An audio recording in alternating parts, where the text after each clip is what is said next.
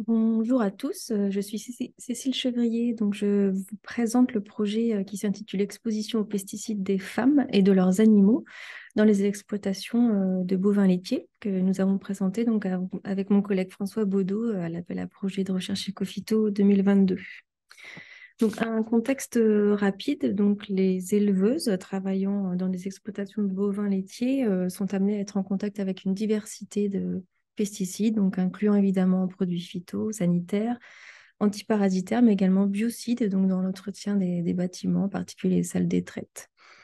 Et pourtant, les connaissances relatives à la fois à l'exposition aux pesticides de ces professionnels, mais également à l'impact possible sur leur santé, sont aujourd'hui très limitées, comme le soulignent les expertises ANSES récentes de 2016 et puis INSERM de 2021. Donc, nous avons proposé un projet qui cherche à identifier et caractériser l'exposome chimique de ces femmes professionnelles d'exploitation de bovins laitiers dans la région Grand Ouest, avec un premier objectif qui est de caractériser la diversité et la multiplicité des molécules avec lesquelles ces professionnels sont en contact, donc selon les différentes caractéristiques des exploitations, en particulier les deux grands types d'agriculture, agro-bio et conventionnelle. Et puis également d'explorer la rémanence des expositions professionnelles, donc par des marqueurs d'imprégnation biologique, et en particulier de tester la valeur informative de la matrice biologique cheveux, qui est souvent aujourd'hui utilisée pour mesurer des expositions à des polluants chimiques, mais on ne sait pas trop quelle est sa valeur, quelle est sa validité pour mesurer et refléter une exposition professionnelle qui est souvent caractérisée par des expositions assez ponctuelles et fortes par certaines tâches. Alors, donc pour cela, donc on va mettre en place une enquête épidémiologique qui consiste à suivre pendant 6 à 7 mois une soixantaine de professionnels d'élevage de bovins laitiers du Grand Ouest, donc avec une collecte assez détaillée de différents types de données, notamment sur la typologie, les activités de l'exploitation, les traitements qui seront prévus et qui seront réalisés, différents types d'autres données comportementales de ces femmes. Et puis une collecte biologique assez dense, notamment répétée, avec des urines répétées qui se situeront avant ou après un traitement particulier antiparasitaire ou un traitement particulier phytosanitaire, et des collectes de mèches de cheveux et également de poils de toupillons des vaches du troupeau. Il y aura ensuite toute une partie de dosage chimique, donc notamment dans les urines, avec une approche ciblée, avec des molécules marqueurs de ces usages antiparasitaires ou phytosanitaires pour évaluer l'impact avant-après, l'impact de ces traitements sur l'imprégnation biologique à court terme, donc sur quelques jours. Et puis, pour les cheveux, on utilisera une approche chimique plus exploratoire, dite non ciblée, qui permettrait de couvrir une large gamme de molécules à la fois phytosanitaires, végétaux, biocides, mais également d'autres types de molécules, donc par une technique de profilage de suspects. Et on appliquera également cette méthode sur les poils des vaches, qu'on pourra également corréler aux données de santé reproductive de ces vaches et de ces troupeaux, qui sont des données vétérinaires facilement accessibles. Ensuite, dans ce projet, on prévoit l'analyse de données, donc de comparaison avant-après pour les marqueurs urinaires. On étudiera la diversité ou les différents types de profils,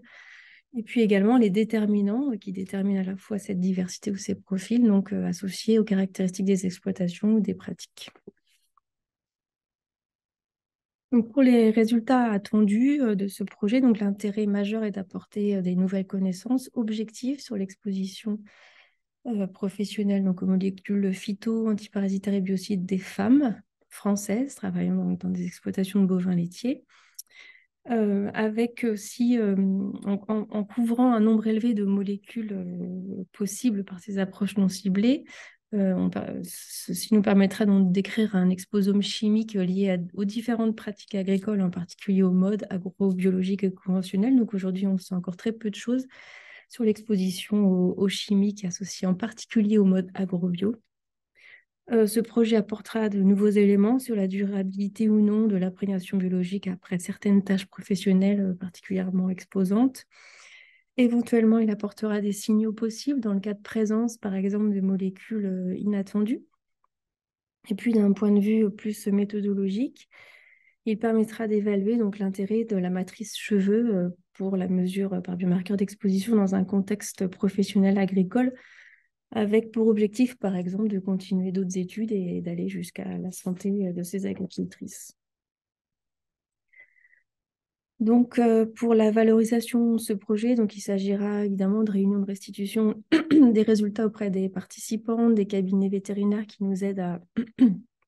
à recruter ces participantes,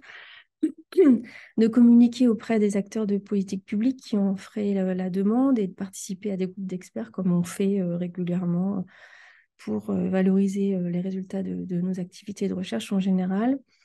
de valorisation scientifique classique avec des communications en conférences internationales et des publications. Et puis pour le consortium, donc nous voici. Il s'agit d'un regroupement de compétences d'épidémiologie à la fois humaine avec l'équipe INSERM, donc moi-même, et vétérinaire avec François Baudot,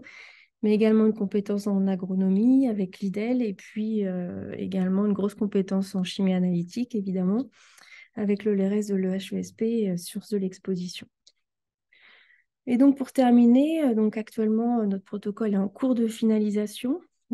pour une demande d'autorisation éthique, donc il peut encore éventuellement bouger ou être complété. Et nous nous excusons donc de n'avoir pas pu être présents aujourd'hui et nous nous tenons à disposition pour toute question ou remarque majeure. Et sur ce, merci beaucoup de votre attention et je vous souhaite une bonne continuation dans votre journée.